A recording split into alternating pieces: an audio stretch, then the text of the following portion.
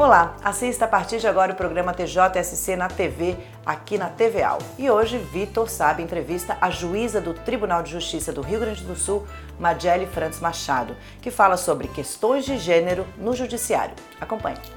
Doutora Madjely, segundo a Constituição Federal de 88, no Brasil, todos são iguais perante a lei. A senhora acredita que, na prática, homens, mulheres, transexuais têm os mesmos direitos? Não, infelizmente, na prática, nós não conseguimos, então, alcançar essa igualdade que foi trazida pela Constituição Federal. Então, a gente tem uma igualdade formal, que é aquela que está lá na lei, né, na nossa lei maior, mas aquela igualdade material, que é para que, de fato, essas desigualdades, né, até então existentes, elas não apareçam, não existam. Então, na prática, elas não acontecem, né? Nós precisamos ainda avançar muito no campo das políticas públicas, no campo da educação, no campo do diálogo, né? Da discussão desses temas, né? Que são referentes especificamente às violências ainda existentes entre homens e mulheres e também aquelas discriminações, seja de raça, de cor, de etnia e também em relação à homofobia. E recentemente foi levantada a hipótese de se discutir questões de gêneros dentro das escolas para que se crie uma cultura de diversificação sexual. A senhora acredita que esse é um caminho para se diminuir o preconceito? Eu acredito que esse é o principal caminho para a gente diminuir esse preconceito, né? Eu acho que só a educação é capaz de transformar. E a escola, ele é o espaço mais propício para isso, porque lá a gente vai estar alcançando as crianças desde a tenra idade. E a escola não é só feita de alunos, né, e de professores. A escola também é feita dos pais desses alunos. Então, no momento em que se consegue fazer essa discussão de gênero nas escolas, a gente vai estar transformando aquelas crianças, aqueles jovens, aqueles adolescentes, também os adultos, e a gente também vai estar tendo condições de alcançar as famílias desses estudantes. Eu acho que tudo deve começar pela educação.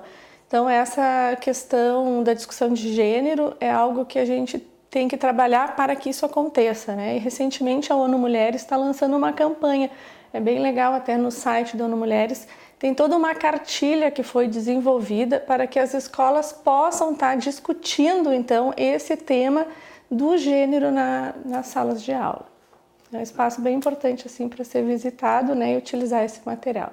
E como juíza, a senhora percebe que leis como a da Maria da Penha e a do feminicídio são importantes para inibir a violência contra a mulher que historicamente foi reprimida por uma sociedade patriarcal? Sim, elas são absolutamente importantes, porque não se trata só em falar da efetiva punição, né, dos autores dessas violências, mas toda vez que surge uma lei, ela tem todo um caráter educativo e pedagógico, né, se passa a discutir mais o assunto. E dessa forma a gente consegue, então, estar trabalhando para desconstruir toda essa cultura patriarcal, essa cultura de discriminação, de opressão e de violência existente, não só aqui no nosso país, né, mas é histórico, faz parte de uma cultura assim, mundial. E em específico sobre a Lei Maria da Penha, qual a importância dela para inibir a violência contra a mulher? Ela é muito importante porque justamente ela veio dar a possibilidade das pessoas discutirem a questão da violência doméstica contra a mulher, né? Porque a violência ela existiu, ela existe, mas sempre houve um preconceito, né, um tabu de falar sobre o assunto. E ainda essa questão da violência, como ela é doméstica, ela, na maioria das vezes, ela acontece dentro de casa, entre as quatro paredes, e aquilo acaba se tornando invisível. E muitas dessas violências, muitas mulheres sequer reconheciam, e até hoje ainda, apesar de toda a divulgação que se faz da Lei Maria da Penha, não reconhecem certas condutas como violências, né? Como é o caso, por exemplo, da violência psicológica, que é uma violência que não deixa marca física, né? Então ela é muito mais difícil da gente reconhecer a existência dela, mas que ela de fato oprime a mulher, né? É uma forma do homem subjugar aquela mulher, de dominar, e a mulher muitas vezes entende aquilo até como uma prova de amor. Eu vejo que é uma das violências mais difíceis da mulher conseguir se libertar é justamente essa violência psicológica. Então, no momento em que a gente tem uma lei que agora vem dizer, olha, a violência psicológica é crime, a violência moral, a violência sexual, patrimonial, a física é crime, as pessoas despertam para isso. Né? É muito importante a gente dizer que a Lei Maria da Penha não foi ela que criou a violência, um crime de violência doméstica. Né? Na verdade, a lei não criou nenhum crime. Ela veio apenas mostrar para as pessoas, olha, tenham uma visão diferenciada agora para essas situações. Reconheçam que essas condutas são violações dos direitos humanos das mulheres, são violações das liberdades dessas mulheres. Né? E lutem para que essas mulheres consigam sair dessa situação de violência. Antes da lei, a gente já tinha o Código Penal que tipifica lá a lesão corporal. Então, se a mulher fosse vítima de um delito de lesão corporal, né, de uma lesão física, o homem seria punido. É claro que a lei veio também trazer um outro olhar para a questão da punição. Então, antes da Lei Maria da Penha, essa lesão corporal, ela tinha, o homem que praticava essa violência tinha uma punição branda, poderia eventualmente pagar uma cesta básica, ser condenado exclusivamente a uma pena de multa. A mulher poderia dizer que não queria processar criminalmente o seu agressor. E a lei, então, ela veio colocar um ponto final nisso, né, para que não se continue com aquele pensamento que não dá nada, bater em mulher não dá nada, não é crime. Não, então a Lei Maria da Penha diz, é crime sim, já era crime, continua sendo crime, e a punição então é uma punição diferenciada, ela é mais gravosa, o homem não tem direito a esses benefícios que até então eram possíveis de serem aplicados. Outra questão muito polêmica quando falamos sobre a questão de gênero envolvendo a justiça é a situação das mulheres encarceradas no país. Mulheres têm necessidades diferentes das dos homens, por exemplo. A senhora acredita que deve-se haver um olhar diferenciado nesse sentido? Eu acredito que sim, como tu mesmo disseste, elas têm necessidades diferentes, elas estão lá também, muitas delas, até por terem sido vítimas de violência doméstica por parte de seus parceiros, companheiros, maridos. Né? Hoje a gente tem uma população carcerária feminina muito ligada à questão do tráfico. São mulheres que, após a prisão do seu companheiro, que era o chefe lá do tráfico, trabalhava lá no tráfico, aquela mulher passou a assumir a gerência então dessa atividade criminosa e passou a assumir por quê?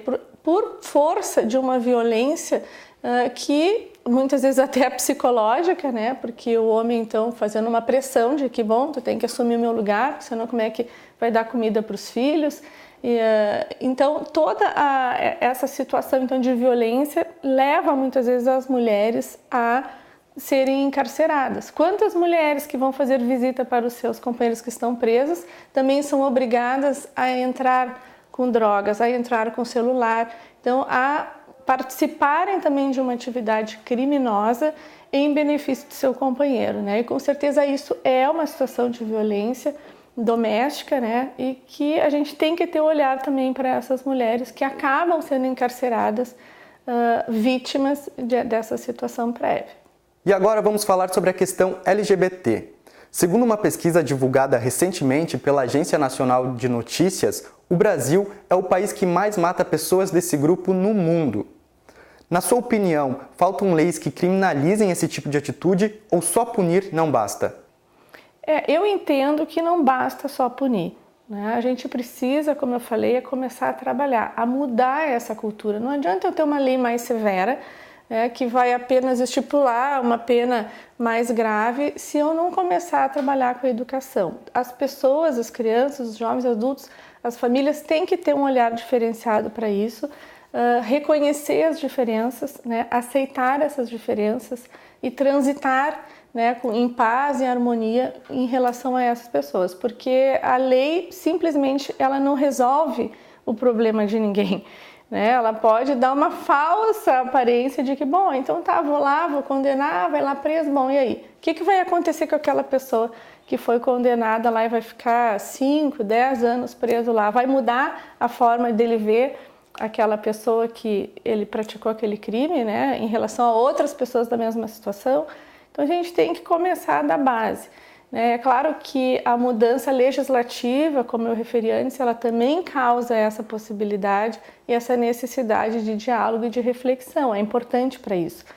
Mas não basta a gente só ter uma lei mais severa se a gente não investir e não abrir espaço, por exemplo, nas escolas, para que a gente possa estar discutindo isso. Atualmente tramita no Congresso Nacional algumas leis que garantem a igualdade de gênero em relação a oportunidades e salários, por exemplo. Leis como essas não seriam necessárias partindo do princípio que todos somos iguais. Mas no atual contexto, a senhora vê a necessidade dessas leis?